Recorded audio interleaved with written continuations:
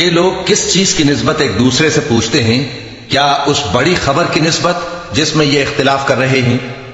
دیکھو یہ انقریب جان لیں گے، پھر دیکھو یہ انقریب جان لیں گے۔ کیا ہم نے زمین کو بچھونا نہیں بنایا اور پہاڑوں کو اس کی میخیں نہیں ٹھہرایا؟ اور ہم نے تم کو جوڑا جوڑا پیدا کیا اور نیند کو تمہارے لیے موجب آرام بنایا اور رات کو پردہ مقرر کیا اور دن کو معاش کا وقت قرار دیا، اور تمہارے اوپر 7 مضبوط آسمان بنائے اور آفتاب کا روشن چراغ بنایا، اور نچڑتے بادلوں سے موسلا دھار میں برسایا تاکہ ہم اس سے اناج اور نباتات پیدا کریں اور گھنے گھنے باغ۔ بے شک فیصلے کا دن مقرر ہے، جس دن سور پھونکا جائے گا تو تم لوگ فوج در فوج موجود ہوگے، اور آسمان کھولا جائے گا تو اس میں دروازے ہو جائیں گے، اور پہاڑ چلائے جائیں گے تو وہ ریت ہو کر رہ جائیں گے۔ بے شک دوزخ گھات میں ہے، یعنی سرکشوں کے لیے کہ ان کا وہی ٹھکانہ ہے، اس میں وہ صدیوں پڑے رہیں گے۔ وہاں نہ ٹھنڈک کا مزہ چکھیں گے، نہ کچھ پینا نصیب ہوگا مگر کھولتا پانی اور بدبودار پیپ۔ یہ بدلہ ہے ان کے اعمال کے موافق۔ یہ لوگ حساب آخرت کی امید ہی نہیں رکھتے تھے اور ہماری آیتوں کو مسلسل جھٹلاتے رہتے تھے، اور ہم نے ہر چیز کو لکھ کر محفوظ کر رکھا ہے۔ سو اب مزہ چکھو، ہم تم پر عذاب ہی بڑھاتے جائیں گے۔ بے شک پرہیزگاروں کے لیے کامیابی کا گھر ہے، یعنی باغ اور انگور اور ہم عمر بھرپور جوان عورتیں اور شراب کے چھلکتے ہوئے جام۔ وہاں وہ نہ بیہودہ بات سنیں گے نہ جھٹلانے کی باتیں۔ اے نبی صلی اللہ علیہ وآلہ وسلم، یہ تمہارے پروردگار کی طرف سے صلہ ہوگا جو حساب کے مطابق انعام ہوگا۔ وہ پروردگار کہ جو کچھ آسمانوں اور زمین میں اور جو ان دونوں کے درمیان ہے سب کا مالک ہے، بڑا مہربان ہے، کسی کو اس سے بات کرنے کا یارہ نہ ہوگا۔ جس دن جبریل امین اور دوسرے فرشتے صف باندھ کر کھڑے ہوں گے تو کوئی بول نہ سکے گا مگر جس کو رحمان اجازت بخشے اور وہ بات بھی درست ہی کہے۔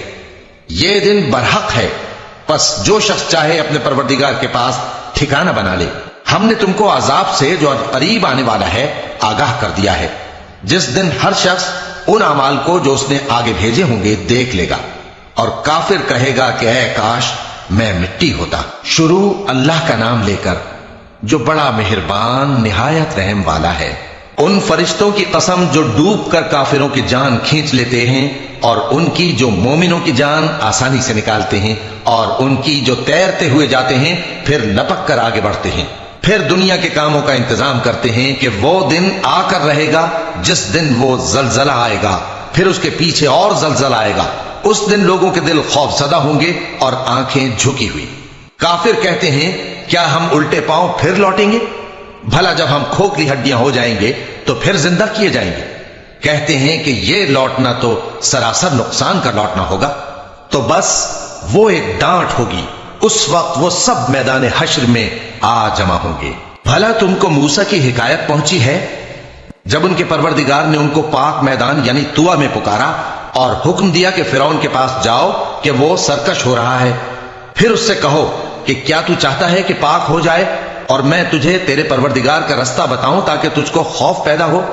غرض انہوں نے اس کو بہت بڑی نشانی دکھائی مگر اس نے جھٹلایا اور نہ مانا۔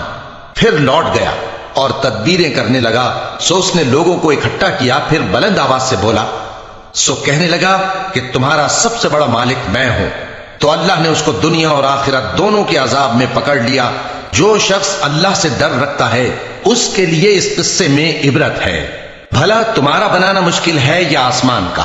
اللہ نے اس کو بنایا، اس کی چھت کو اونچا کیا، پھر اسے برابر کر دیا، اور اسی نے رات تاریک بنائی اور دن کو دھوپ نکالی، اور اس کے بعد زمین کو پھیلا دیا۔ اسی نے زمین میں سے اس کا پانی نکالا اور چارہ اگایا اور اس پر پہاڑوں کا بوجھ رکھ دیا۔ یہ سب کچھ تمہارے اور تمہارے مویشیوں کے فائدے کے لیے کیا۔ پھر جب وہ بہت بڑی آفت آئے گی اس دن انسان جو محنت وہ کرتا رہا یاد کرے گا، اور دوزخ دیکھنے والے کے سامنے لا کر رکھ دی جائے گی۔ اب جس نے سرکشی کی اور دنیا کی زندگی کو مقدم رکھا تو اس کا ٹھکانہ دوزخ ہی ہے۔ اور جو اپنے پروردگار کے سامنے کھڑے ہونے سے ڈرتا اور نفس کو بیجا خواہشوں سے روکتا رہا تو اس کا ٹھکانہ بہشت ہی ہے۔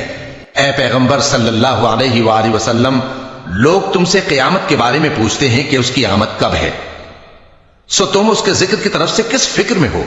اس کا منتہا یعنی واقع ہونے کا وقت تمہارے پروردگار ہی کو معلوم ہے۔ جو شخص اس سے ڈر رکھتا ہے تم تو اسی کو ڈر سنانے والے ہو۔